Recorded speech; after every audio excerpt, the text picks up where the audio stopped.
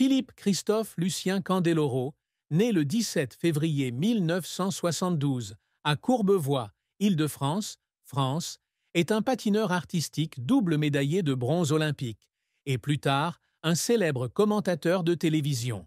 Né de parents italiens, Luigi Candeloro, un maçon émigré de Sicile, et de sa mère, Marie, une femme au foyer dévouée, Philippe grandit dans une famille ouvrière simple de Colombes, en banlieue parisienne. Sa vie a été un voyage inspirant, depuis ses débuts sur les patinoires locales jusqu'au feu de la rampe des compétitions internationales et à une carrière à la télévision. Cependant, derrière son sourire éclatant et son style de performance énergique, Philippe porte une profonde tristesse, la plus grande tristesse étant peut-être l'horrible mission d'écrasement d'hélicoptère à Villa Castelli, en Argentine, en 2015, où il a perdu la vie, combiné aux pressions de la célébrité et à la douleur de ne pas pouvoir protéger sa famille, sa femme Olivia Darmon et ses 3 filles Talia Soleya, Maya Estela et Luna Nizza, qui ont blessé l'esprit mythologique que les variations tentent d'apporter. L'accident du 9 mars 2015 à la Villa Castelli fut un événement fatidique qui changea à jamais la façon dont Philippe regardait la vie. Il a participé à l'émission de télé-réalité Éliminé de TF1 aux côtés d'autres sportifs célèbres tels que la championne olympique de natation Camille Muffat, le boxeur Alexis Vastine et la navigatrice Florence Artaud.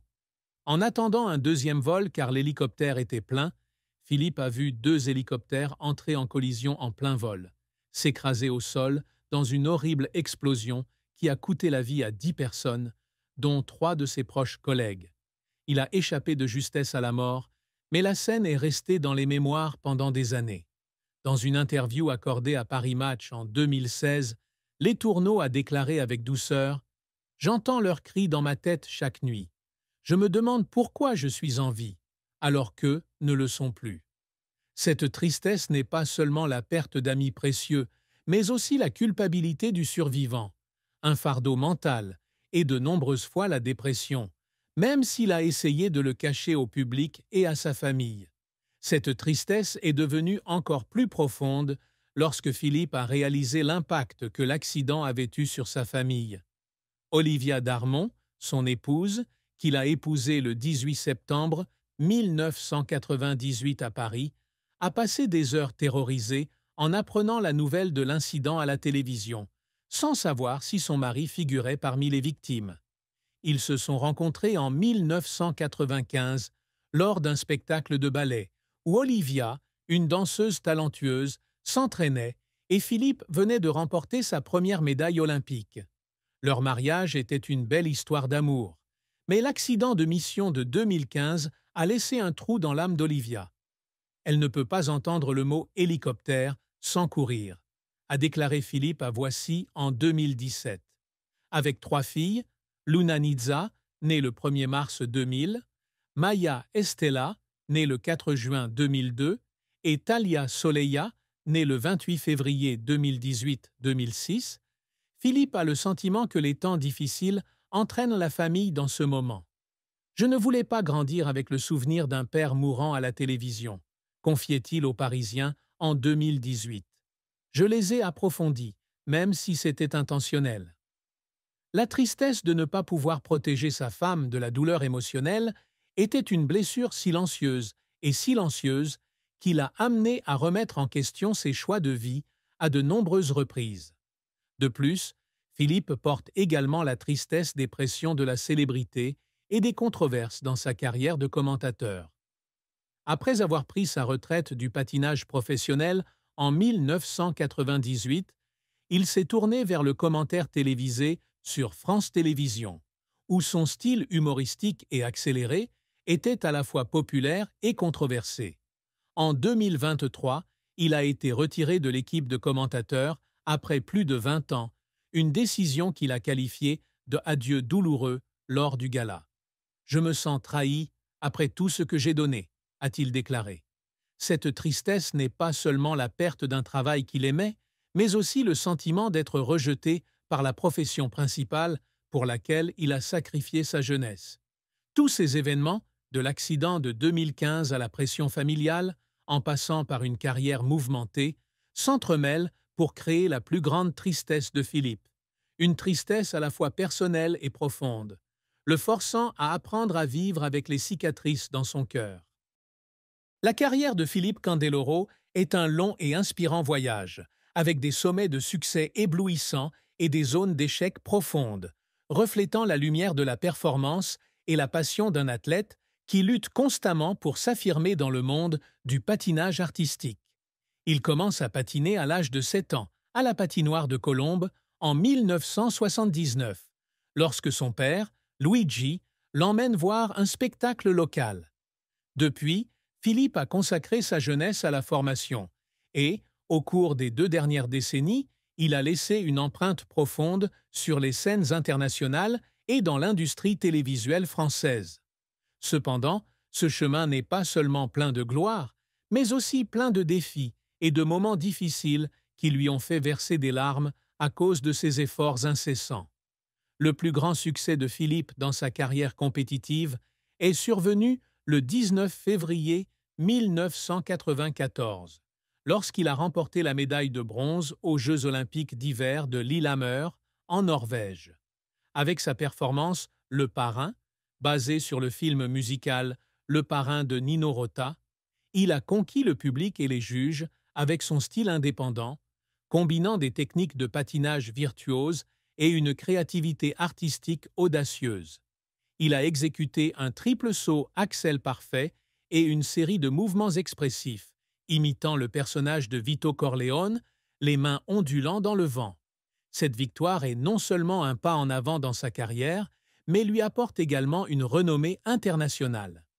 La même année, il remporte une médaille d'argent aux championnats du monde à Chiba, au Japon, grâce à sa performance dans le rôle de Lucky Luke, un célèbre personnage de cow-boy, consolidant sa place dans le monde du patinage.